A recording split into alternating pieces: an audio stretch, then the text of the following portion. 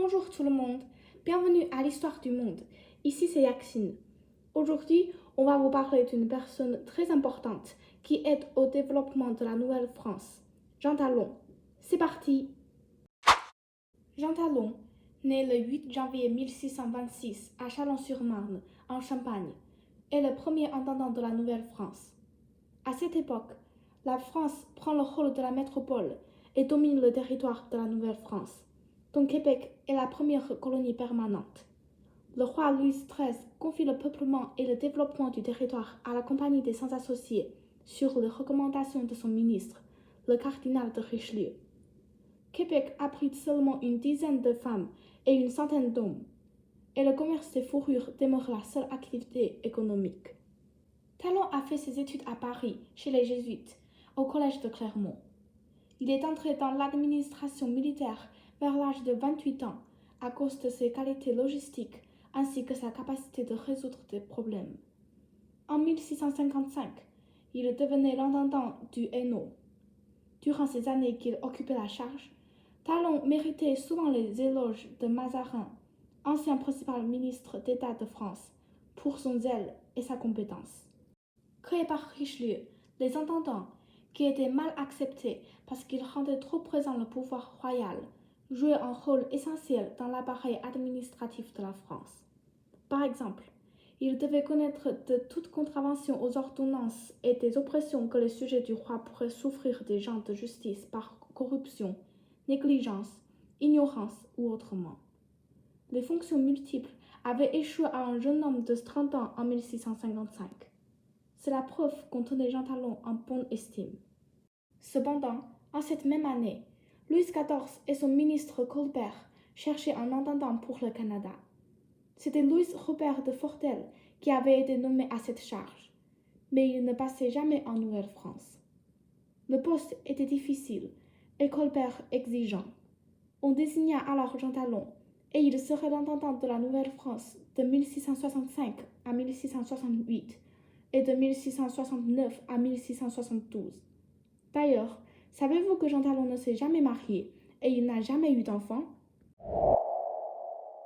Afin d'accomplir les mandats concernant la réorganisation de la colonie, son développement et la relance du peuplement, Jean Talon a mis en place plusieurs mesures.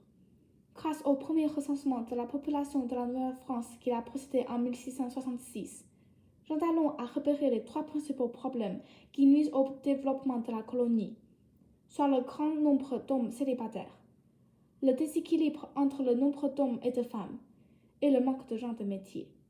Ainsi, il fait venir des ouvriers spécialisés et des soldats en leur fournissant les censifs s'il reste. Si ce sont les officiers de rang supérieur, les seigneuries sont offertes. Jean Talon réclame également la venue des filles du roi. Celles-ci sont des jeunes femmes à l'âge de 15 à 25 ans. Elles sont reçues par des religieuses et sont souvent des orphelines qui viennent de milieux défavorisés. Certains politiques sont là pour encourager la natalité. Par exemple, des primes en argent sont données aux familles de 10 enfants vivants et plus. Des amendes sont prévues pour les pères dont les fils de 21 ans et plus ou les filles de 17 ans et plus ne sont pas mariés. Et les permis de traite, de chasse ou de pêche des hommes célibataires peuvent leur être retirés s'ils ne se marient pas quand ils en ont la possibilité.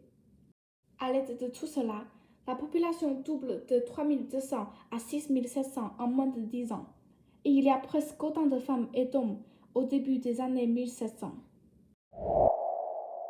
En plus d'encourager le peuplement, Jean Talon va aussi tenter de rendre la colonie plus autonome au point de vue économique.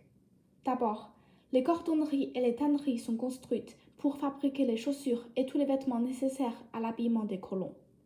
Le chantier naval qui est mis en place rend la fabrication de navires possible. Ensuite, Jean Talon encourage les productions agricoles telles que le lin, le chanvre, le houblon et l'orge pour contribuer à la construction navale et la brasserie. De plus, les produits sont échangés entre la France et ses colonies de la Nouvelle-France et Antilles, dont la Nouvelle-France a peu de choses à exporter. Toutefois, il y présente des obstacles au développement intégral. La France insiste le mercantilisme qui favorise l'enrichissement exclusif de la métropole. Pourtant, le secrétaire d'État à la Marine, Jean-Baptiste Colbert, constate que les profits que génère la Nouvelle-France ne sont pas destinés à remplir les coffres de la France. Donc, il limite les exportations de la colonie puisqu'elles nuisent à l'économie de la France. Ou encore, la situation climatique difficile du territoire va ralentir la production des entreprises à cause du froid extrême. Malgré tout ça, l'économie de la colonie n'est pas vraiment diversifiée. Il y a la diversification de l'agriculture et quelques surplus, mais la majorité des produits arrivent encore de France. Pour conclure, étant considéré comme le premier intendant de la Nouvelle-France, Jean Talon a fait de grands efforts qui rendent possible la croissance démographique ainsi que la diversification de l'agriculture dans la colonie. Ces développements sont importants et permettent d'assurer l'avenir de la Nouvelle-France.